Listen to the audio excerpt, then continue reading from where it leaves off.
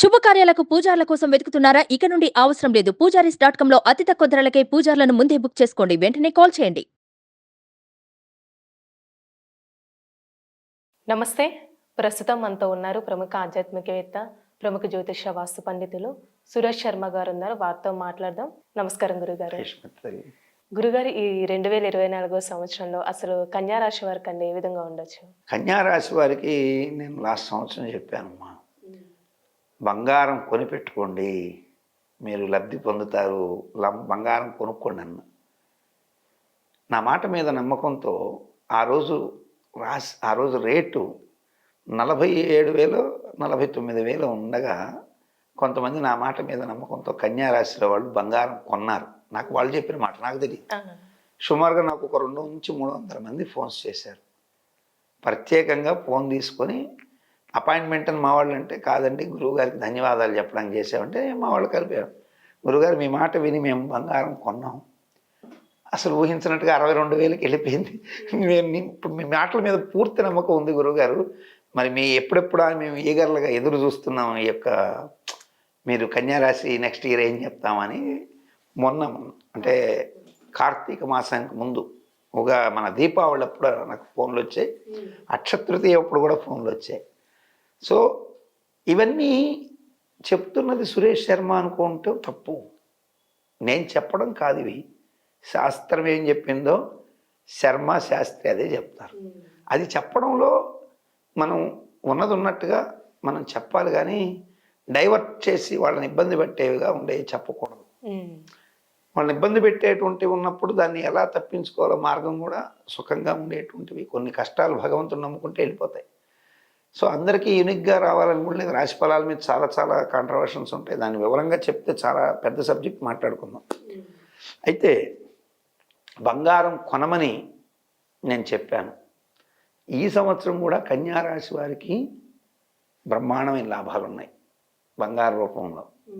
అట్లాగే కన్యా రాశిలో టీచర్స్గా ఉన్నవాళ్ళు, ప్రొఫెషనల్స్, ప్రొఫెసర్లు, లెక్చరర్స్, వీళ్ళకి గురువు శత్రుగతుడైనందువల్ల వీళ్ళు డెసిషన్ అంటే ఇప్పుడు ఇంకా శత్రుగతుడు కాల అష్టమంలో ఉన్నాడు ఇయర్ ప్రారంభంలో, కానీ తర్వాత మారిపోతాడు. ఏది ఏప్రిల్ దగ్గర నుంచి మొత్తానికైతే మార్పులు మొదలవుతాయి. సో ఇలా ఉన్నప్పుడు వీళ్ళు చాలా యోచనతో డెసిషన్ తీసుకోవాలి.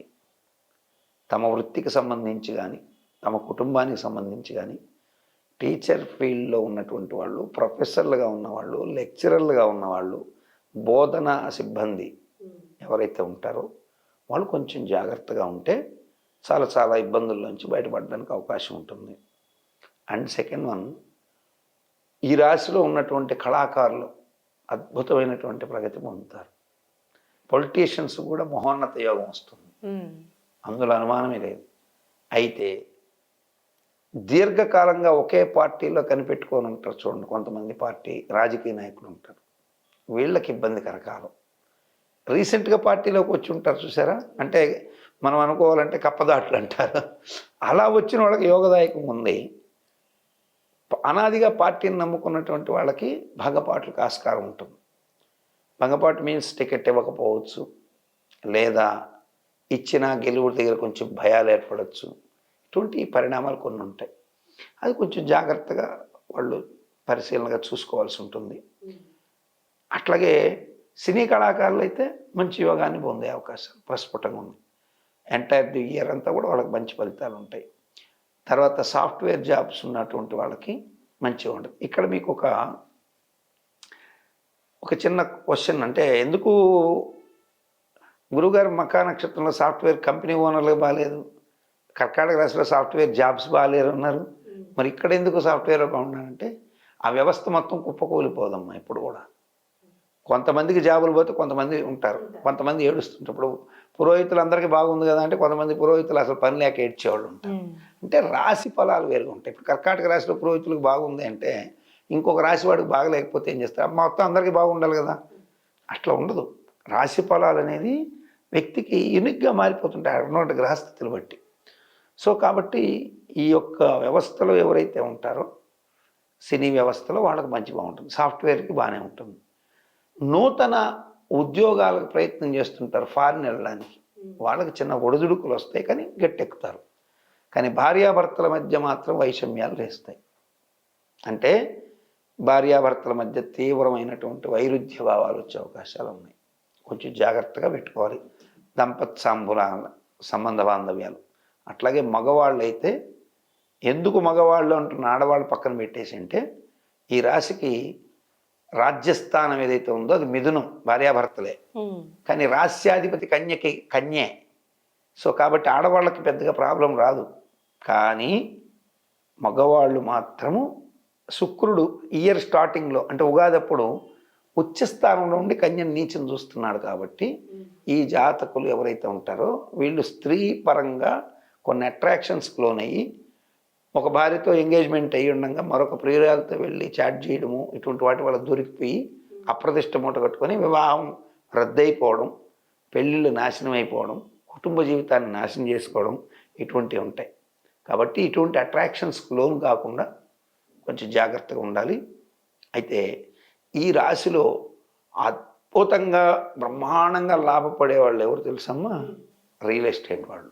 రియల్ ఎస్టేట్ మంచి లాభాన్ని పొందుతారు. వాళ్ళు ఆ కన్యారాశిలో ఉన్న వాళ్ళు స్థిరాస్తి క్రయ విక్రయాల్లో సులభంగా అమ్మేసుకొని దాన్ని ఫైనాన్స్ చేసుకోగలుగుతారు, బాగా సంపాదించుకోగలుగుతారు. అట్లాగే వాహనాలు ట్రాన్స్పోర్టేషన్ నడిపేటువంటి వ్యక్తులు బాగా లాభపడతారు. ట్రాన్స్పోర్ట్ రంగం ఉంటుందిగా, అంటే ఇప్పుడు ఈ కొరియర్ సర్వీస్ దగ్గర నుంచి లెక్కేస్తే పోస్టల్ డిపార్ట్మెంట్లో జాబ్స్, కొరియర్ జాబ్లు, వీళ్ళందరూ మంచి లాభాలు పొందుతారు. ఈవెన్ వస్తువుల్ని క్యారీ ఫార్వర్డ్ చేసేటువంటి లారీ డ్రైవర్లు కూడా బ్రహ్మాండంగా బాగుపడతారు.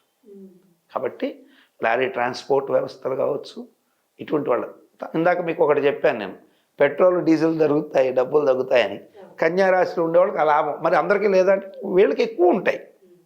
సో వీళ్ళు తిరిగింది వాళ్ళు తిరుగుతారు, వీళ్ళు తిరుగుతారు, వీళ్ళు తిరిగిన తిరుగుకి సార్థకత ఉంటుంది, వాళ్ళ దానికి సార్థకత ఉండదు. కాబట్టి కన్యారాశిలో వీళ్ళు మంచి లాభం పొందే అవకాశాలు ఉన్నాయి. వీళ్ళకి ఎలాంటి ఇబ్బందికరమైంది లేదు. కాకపోతే మరింత శుభాన్ని పొందడం కోసంగా వీళ్ళు చక్కగా దత్తాత్రేయ స్వామిని ప్రార్థించడం, దత్తాత్రేయ పూజ చేసుకోవడం, అట్లాగే మహావిష్ణువుకు సంబంధించి విష్ణు సహస్రనామ పారాయణ చేసుకుంటే చాలు. చాలా చక్కగా తెలియజేస్తారు గురుగారు. ధన్యవాదాలు.